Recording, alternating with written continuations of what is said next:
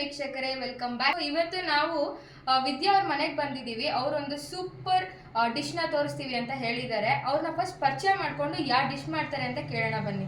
ನಮಸ್ತೆ ವಿದ್ಯಾ ಅವರೇ. ನಮಸ್ತೆ. ಇವತ್ತು ಯಾವ ಡಿಶ್ ಮಾಡ್ತಿದ್ದೀರಾ ನಮ್ಮ ವೀಕ್ಷಕರಿಗೋಸ್ಕರ? ಇವತ್ತು ತಮಿಳ್ನಾಡು ಸ್ಪೆಷಲ್ಲು ಬೆತ್ತ ಕೊಳಂಬು ಅಂತೀವಿ. ಇದಕ್ಕೆ ಬೇಳೆ ಇಲ್ಲದೆ ಮಾಡ್ಬೋದು. ಇದು ಮಾಡಿದ್ರೆ 1 ವೀಕ್ ತನಕ ಫ್ರಿಜ್ಜಲ್ಲಿ ಇಟ್ಟು ಯೂಸ್ ಮಾಡ್ಕೊಳ್ಬೋದು. ಓಕೆ, ನಾವೆಲ್ಲ ಸಾಮಾನ್ಯವಾಗಿ ಬೇಳೆ ಹಾಕಿ ಮಾಡ್ತೀವಿ ಸಾಂಬಾರನ್ನ. ಸೊ ಇವರು ಬೇಳೆ ಇಲ್ಲದೆ ಮಾಡ್ತಾ ಇದ್ದಾರೆ ಆ್ಯಂಡ್ ತುಂಬ ದಿನ ಇಟ್ಕೊಂಡು ಕೂಡ ಊಟ ಮಾಡ್ಬೋದು ಅಂತ ಹೇಳ್ತಾ ಇದ್ದಾರೆ. ನೋಡೋಣ ಹೇಗಿರುತ್ತೆ ಅಂತ. ಬನ್ನಿ ಕಿಚನ್ ಕಡೆ ಹೋಗೋಣ. ಸೊ ಈಗ ಬೆತ್ತ ಕೊಳಂಬು ಮಾಡೋದಕ್ಕೆ ಏನೇನು ಸಾಮಗ್ರಿಗಳು ತಗೊಂಡಿದ್ದಾರೆ ಅಂತ ವಿದ್ಯಾ ಅವ್ರು ತೋರಿಸ್ತಾರೆ. ಬನ್ನಿ. ಹುಣಸೆಹಣ್ಣು, ಇಂಗು, ಅರಿಶಿಣದ ಪುಡಿ, ಉಪ್ಪು, ಅಕ್ಕಿ ಹಿಟ್ಟು, ಸಾಂಬಾರ್ ಪುಡಿ, ಕಡಲೆಕಾಯಿ ಬೀಜ, ತೆಂಗಿನಕಾಯಿ ತುರಿ, ಸಾಸಿವೆ, ಕರಿಬೇವು, ಎಣ್ಣೆ. ಸೊ ವಿದ್ಯಾ ಅವರು ಹುಣಸೆಹಣ್ಣ ನೀರಲ್ಲಿ ನೆನೆ ಹಾಕಿ ಅದನ್ನು ನೀಟಾಗಿ ಕಿವುಚ್ಕೊಂಡು ಅದಕ್ಕೆ 2 ಕಪ್ಪು ನೀರನ್ನ ಸೇರಿಸಿ ಇವಾಗ ಅದನ್ನು ಕುದಿಸ್ಕೊಳ್ತಾ ಇದ್ದಾರೆ. ಕುದೀತಾ ಇದೆ. ನೆಕ್ಸ್ಟ್ ಏನು ಹಾಕೊಳ್ತಿದ್ದೀರಾ ಅದಕ್ಕೆ? ಇವಾಗ ಅರಿಶಿಣ ಪುಡಿ ಕೊಡಿ. ಅರಿಶಿಣದ ಪುಡಿ ಹಾಕ್ಕೊಳ್ಬೇಕು. ಓಕೆ. ಉಪ್ಪು, ಸಾಂಬಾರ್ ಪೌಡರ್, ಇಂಗು, ಇದೆಲ್ಲ ಒಂದು 5 ನಿಮಿಷ 5 to 10 ನಿಮಿಷ ತನಕ ಕುದಿಬೇಕು. ಓಕೆ ಸರಿ. ಸೊ ಇದು ಬೇಳೆ ಇಲ್ಲದೆ ಮಾಡ್ತಾ ಇದ್ದೀರಾ, ತುಂಬ ಬೇಗನೆ ಆಗುತ್ತೆ ಅಂದ್ಕೊಳ್ತೀನಲ್ಲ? ಬೇಳೆ ಇಲ್ಲದೆ ಮಾಡೋದ್ರಿಂದ ಬೇಗ ಆಗುತ್ತೆ. ಒಂದು 15-20 ನಿಮಿಷ ಒಳಗಡೆ ಆಗ್ಬಿಡುತ್ತೆ. ಓಕೆ. ಹುಣಸೆಹಣ್ಣು ಕುದಿಯೋಷ್ಟೊಳಗೆ ಇವಾಗ ಸ್ಟವ್ ಅಂಟಿಸ್ಕೊಂಡು ಕಡಲೆಕಾಯಿ ಬೀಜ ಮತ್ತು ತೆಂಗಿನ ತುರಿನ ಗೋಲ್ಡನ್ ಕಲರ್ಗೆ ಹುರ್ಕೊಳ್ಬೇಕು. ಎಣ್ಣೆ ಕೊಡಿ. ಇದಕ್ಕೆ 2 ಸ್ಪೂನ್ ಎಣ್ಣೆ ಹಾಕ್ಕೊಳ್ಳಿ. ಓಕೆ.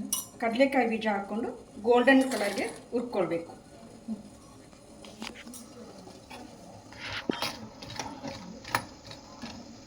ಇವಾಗ ಇದು ಗೋಲ್ಡನ್ ಕಲರ್ ಆಯಿತು ಕಡಲೆಕಾಯಿ ಬೀಜ. ಇವಾಗ ಈ ಸಾಂಬಾರ್ಗೆ ಹಾಕ್ಕೊಳ್ಬೇಕು.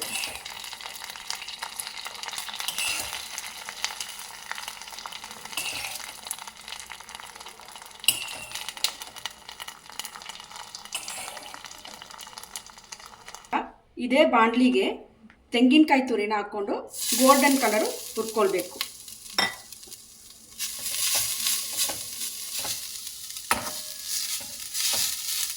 ತೆಂಗಿನಕಾಯಿ ತುರಿನ ಚೆನ್ನಾಗಿ ಗೋಲ್ಡನ್ ಕಲರ್ ಬರೋಷ್ಟು ಹುರ್ಕೊಳ್ಬೇಕು.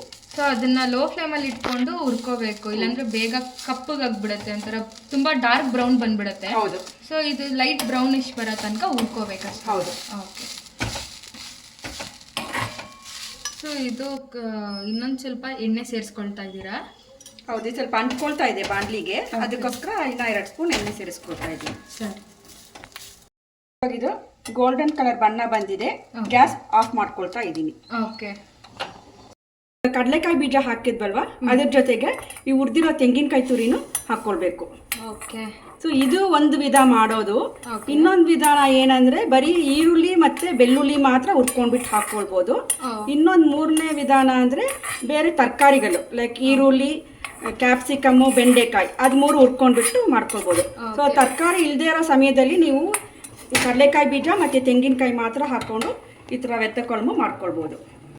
ಇದು ತಲಾ ಹಿಡಿಯುತ್ತೆ, ಅದಕ್ಕೆ ಅವಾಗವಾಗ ಸ್ವಲ್ಪ ತಿರುಗಿಸ್ಕೊಳ್ತಾನೆ ಇರಿ. ಓಕೆ.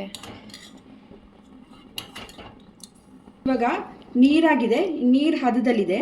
ಇದನ್ನ ಸ್ವಲ್ಪ ತಿಕ್ ಮಾಡ್ಕೊಳ್ಬೇಕು. ಅದಕ್ಕೆ ಅವಾಗಲೇ ತೋರಿಸಿದ್ನಲ್ವ ಅಕ್ಕಿ ಹಿಟ್ಟು ತಗೊಳ್ಳಿ. ಅದಕ್ಕೆ 1 ಗ್ಲಾಸ್ ಅಷ್ಟು ನೀರು ಹಾಕೊಳ್ಳಿ.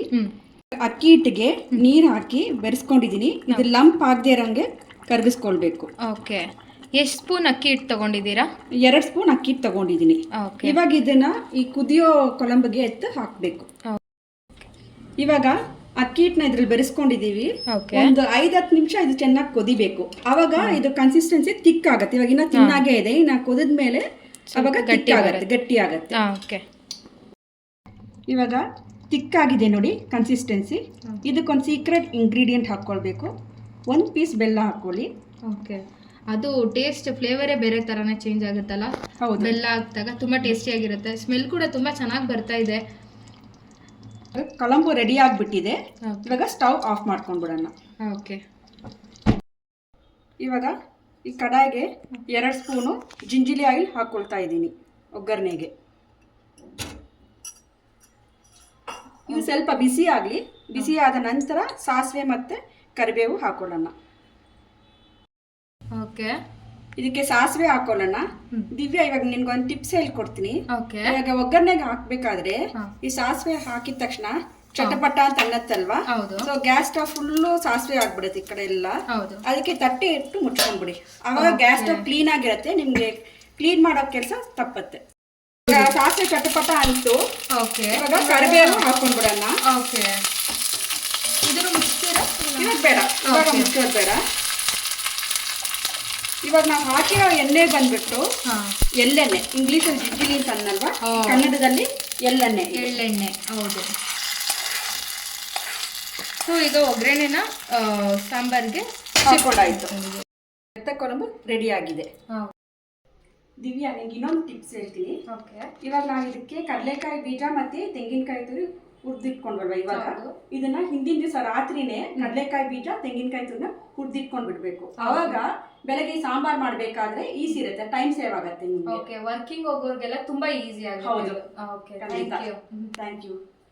ಕಲರ್ ಎಲ್ಲ ತುಂಬಾ ಚೆನ್ನಾಗಿ ಬಂದಿದೆ. ವಾವ್.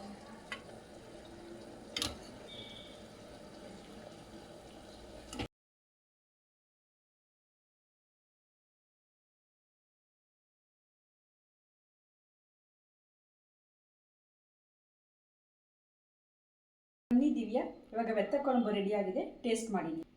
ಸೊ ಈಗ ಟೇಸ್ಟ್ ಮಾಡೋಣ.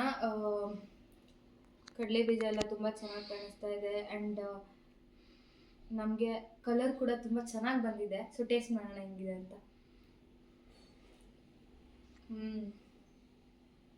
ತುಂಬ ಚೆನ್ನಾಗಿದೆ. ಆ್ಯಂಡ್ ಕಡಲೆಕಾಯಿ ಬೀಜ, ಕಾಯಿ ತುರಿ ಆ್ಯಂಡ್ ಸಾಸಿವೆ ಕೂಡ ತುಂಬ ಚೆನ್ನಾಗಿ ಸಿಡಿದಿದೆ, ಅದರಿಂದ ಅದ್ರ ಟೇಸ್ಟ್ ಕೂಡ ತುಂಬ ಚೆನ್ನಾಗಿ ಬಂದಿದೆ. ತುಂಬ ಟೇಸ್ಟಿಯಾಗಿದೆ ಆ್ಯಂಡ್ ನೀವು ಕೂಡ ಟೇಸ್ಟ್ ಮಾಡಬೇಕು ಇದನ್ನು. ಖಂಡಿತ. ಸೊ ಇದು ಅನ್ನಕ್ಕೆ ಹಾಕೊಂಡು ಹಂಚ್ಕೊಂಡು ತಿನ್ನಿ, ತುಂಬ ಟೇಸ್ಟ್ ಆಗಿರುತ್ತೆ ಇನ್ನು. ಓಕೆ.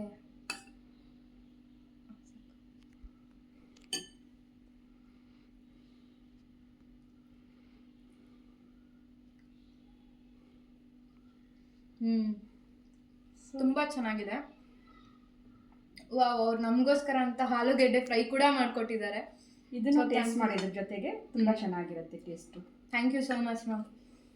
ಆ್ಯಂಡ್ ಈ ಆಲೂಗೆಡ್ಡೆ ರೆಸಿಪಿ ಬೇಕು ಅಂದರೆ ನಮ್ಮ ಇನ್ಸ್ಟಾಗ್ರಾಮ್ ಪೇಜ್ನ ಫಾಲೋ ಮಾಡಿ ಆ್ಯಂಡ್ ಅಲ್ಲಿರುತ್ತೆ.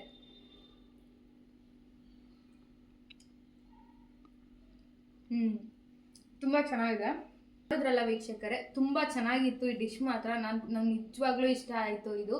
ಆ್ಯಂಡ್ ಇದು ತುಂಬ ಕಮ್ಮಿ ಇಂಗ್ರೀಡಿಯೆಂಟ್ಸಿಂದ ಆ್ಯಂಡ್ ತುಂಬ ಕಮ್ಮಿ ಟೈಮ್, ಒಂದು 15 to 20 minutes ಅಷ್ಟೇ ಟೈಮ್ ತೊಗೊಳ್ಳೋದು ಇದನ್ನು ಮಾಡೋದಕ್ಕೆ. ಈಗ ಹಬ್ಬದ ಟೈಮಲ್ಲೆಲ್ಲ ತುಂಬ ಸುಸ್ತಾಗಿರ್ತೀವಿ ಹಬ್ಬ ಮುಗಿದ್ಮೇಲೆ. ಸೊ ಇದನ್ನು ಕಮ್ಮಿ ಟೈಮಲ್ಲಿ ಬೇಗ ಮಾಡಿಕೊಂಡು ಆ್ಯಂಡ್ ಒಳ್ಳೆಯದು ಕೂಡ ಹೆಲ್ತ್ಗೆ. ಇದು ಕಡಲೆಬೀಜ ಆಗಲಿ ಕಾಯೆಲ್ಲ ತುಂಬ ಒಳ್ಳೆಯದು ಹೆಲ್ತ್ಗೆ. ಸೊ ಇದನ್ನು ನೀವು ಕೂಡ ಟ್ರೈ ಮಾಡಿ. ನಮ್ಮ ಯೂಟ್ಯೂಬಲ್ಲಿ ಒಂದು ಕಮೆಂಟ್ ಮಾಡಿ ಹೇಗಿತ್ತು ಅಂತ. ಸೊ ಮ್ಯಾಮ್, ಇವಾಗ ನಮ್ಮ ಟೀಮು ನಿಮ್ಮ ಮನೆಗೆ ಬಂದು ನಿಮ್ಮದೊಂದು ರೆಸಿಪಿನ ನಮ್ಮ ಯೂಟ್ಯೂಬ್ ಚಾನಲಲ್ಲಿ ನಾವು ಪೋಸ್ಟ್ ಮಾಡ್ತೀವಲ್ಲ, ಸೊ ಇದಕ್ಕೆ ನಿಮ್ಮ ಅಭಿಪ್ರಾಯ ಏನು? ಇದು it was very good experience. ನಾನು ಯಾವಾಗಲೂ ಯೂಟ್ಯೂಬಲ್ಲಿ ವೀಡಿಯೋಸೇ ನೋಡ್ತಿದ್ದೆ. ಇವಾಗ ನಮ್ಮ ಮನೇಲೇ ಬಂದು ನಾನು ಮಾಡೋದನ್ನು ಶೂಟ್ ಮಾಡಿದ್ದು ತುಂಬ ಖುಷಿಯಾಯಿತು. ಸೊ ಇದು ನೋಡೋದಕ್ಕೆ ಬೇಕಾದರೆ ವಿಡಿಯೋ 4 minutes ವೀಡಿಯೋ ಇರ್ಬೋದು. ನಾವು ಬೆಳಗ್ಗೆಯಿಂದ ವೀಡಿಯೋ ಶೂಟ್ ಮಾಡ್ತಾಯಿದ್ವಿ. ಇದು ತುಂಬ ಸಮಯ ಹಿಡಿಯುತ್ತೆ. ಸೊ ನಿಮ್ಗೆಲ್ರಿಗೂ ನಾನು ಧನ್ಯವಾದ ಹೇಳಬೇಕು, ನಮ್ಮ ಮನೆಗೆ ಬಂದು ನನ್ನ ಡಿಶ್ನ ಪೋಸ್ಟ್ ಮಾಡೋದಕ್ಕೆ. Thank you ma'am.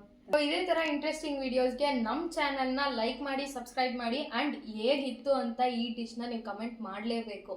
Thank you ma'am. Thank you.